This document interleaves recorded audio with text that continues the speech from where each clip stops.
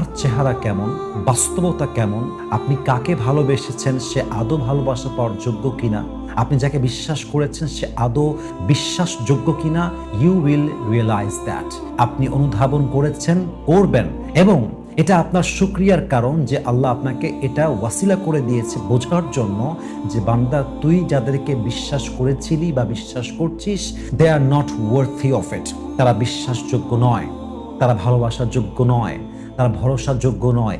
একমাত্র আমি আল্লাহ তোর বিশ্বাসযোগ্য, একমাত্র আমি আল্লাহ তোর ভরসার যোগ্য, এবং পৃথিবীতে no one in this world like me.